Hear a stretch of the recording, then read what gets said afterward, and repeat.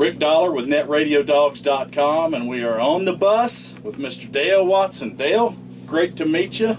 I got you. It's been a long journey, man, to get to you, but we finally got to you. So it was they had to come plumb from over there. Exactly. It was a trip, let me tell you. We're very, very honored to have you sit down with us today, and want to talk to you a little bit about your new record, Call Me Insane. Very good album. Thank you. What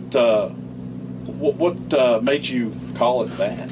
Call Me Insane. Oh, I like the name of the albums after songs off the album. You know, right. The first one, Cheat Heart Attack. I've done that, but right. This just seemed to be the stronger of the songs, and one I like a lot. My favorite song on the album, really, and it's from the old adage of the definition of insanity is doing the same thing Yeah. over and over and expecting a different result. Exactly. Well, I applied it to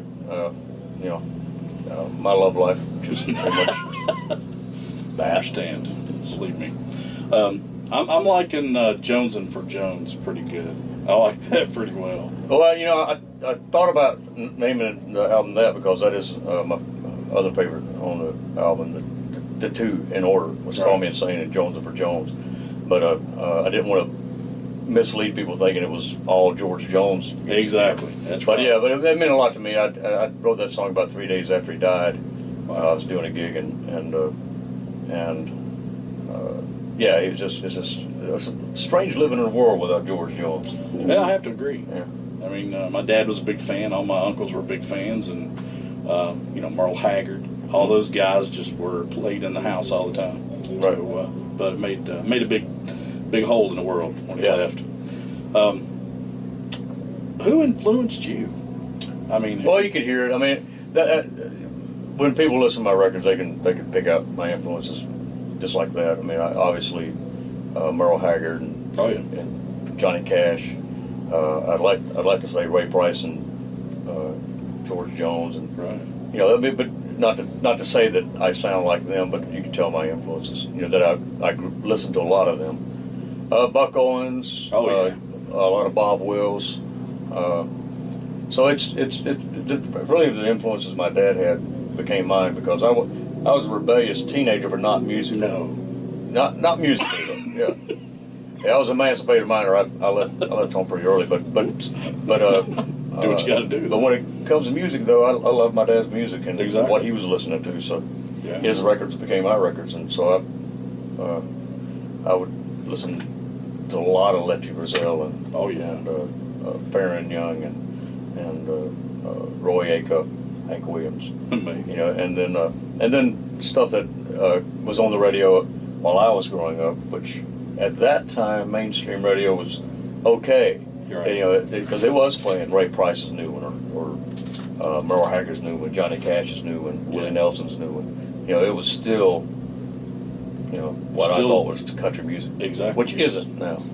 No, it's changed a whole lot, and it's changed. Yeah, well, yeah, no, it's not really there anymore. I'll put it that way. It's not there at all. We kind of lean toward a lot of bluegrass artists and people like you that have maybe people say that there's no genre in a lot of music these days, and that's really refreshing to me. I mean, I had 9 years in the radio business, and I got so tired of, hey, this is what this is. This is what this is. Hey, but what do you call this? See, I'm just the opposite. I'm just the opposite. Absolutely opposite. What I love growing up, you used to have in the cars I grew up around was 5 buttons that you push in. You pull out the program by pushing them in, and them 5 buttons were your moods.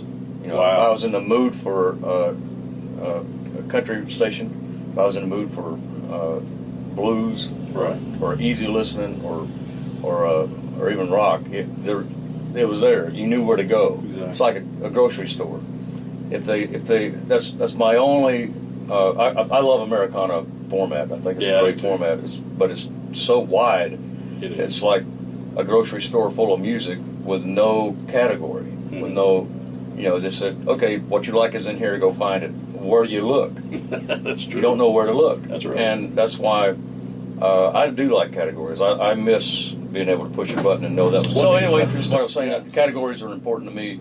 I like it because fit your moods. You know, sometimes I'm not in the mood to hear a sad song, maybe I'm only in the mood to hear a sad song. Right. I know where to go, but if I want to hear something in the flavor of George Jones and Hank Williams and Loretta Lynn, Patsy Cline, I know what button to push. But if I push that button and out pops, some great music, Steve Earle, Right. Emmylou Harris, it's not what I was looking for. Exactly. Yeah. So, but I'm that guy. Well, who do you listen to? Who do you listen to now? Say in your car right now. Who's in the tape deck, or so to speak? MP3. Hank Thompson is in my 8-track in my truck. Awesome. Right now. You have an 8-track. Only reason I know that because I just put my truck in the shop to get a linkage fix. So yeah. Cool. Yeah, so. That's awesome that you have an 8-track. But on my at the house, I'm trying to think of the iPod. I listen to stuff through. That had Gary Stewart. Wow. But I listen mostly to the older stuff, people that aren't even around anymore, like Lefty Frizzell and Ray Price. Well, I mean, you're living what you're singing. Well, I still find a lot of new things from that music that influences me. You know, I find arrangements and singing licks. You know, right. That the way they sing and the way they play and the way the music is produced. I find a lot of stuff all the time that I could apply to my new music, and which I think is a lost art. A lot of the way they did things. It is, and from recording to performance. Right. Well, you can always learn from the past. Always. Exactly.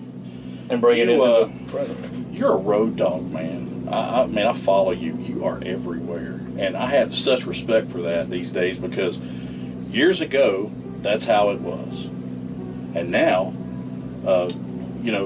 they'll go out and people will tour for a month or two, and then they'll take 6 weeks off or whatever. But man, you're out there all the time, and you're very much in tune with your fans. Well, I think people that like your music, people that maybe are just hearing you for the first time. With the advent of digital world, right?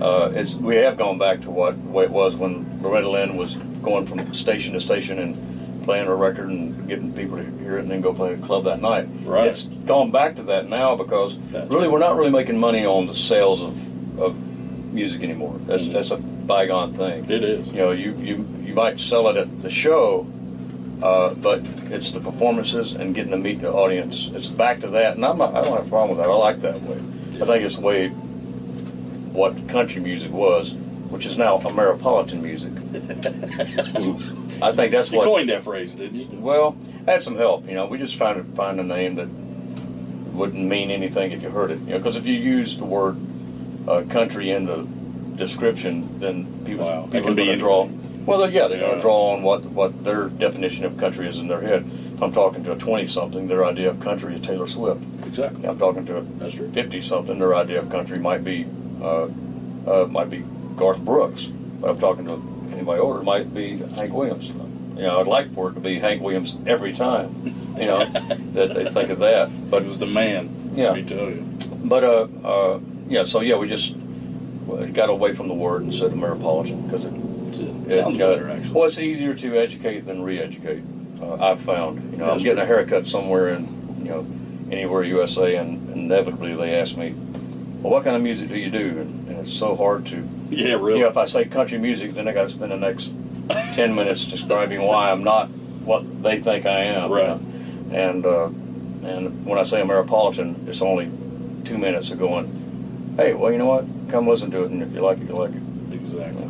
Give them the chance. Right. Yeah. I think Elvis tried that too, man, and it worked. Well, it's only honky-tonk, western swing, rockabilly, and outlaw, and it's to the roots, and that's right. It's where Jimmy Rogers started. Speaking of which, yes. Right where we're at, and then it moves on up. And my opinion is where America is different from Americana is I think Americana starts with Woody Guthrie. In my opinion, that's just my opinion. Now I don't. No, that's true. I got nothing to base that on. But I think Woody Guthrie and and it goes from there, like say to Bob Dylan and Steve Earle and they're more of a social conscience type of thing. Right. I totally agree. Ameripolitan is more of a, it's about me. Here's what's happening to me. Exactly. Man, we're going to get out of here and let you go on stage. I got to get on stage. Lay it on them, baby. Right. Okay? Rick, thank you a lot. Yeah, man. Hey, it's Rick Dollar with NetRadioDogs, and I'm here with Dale Watson.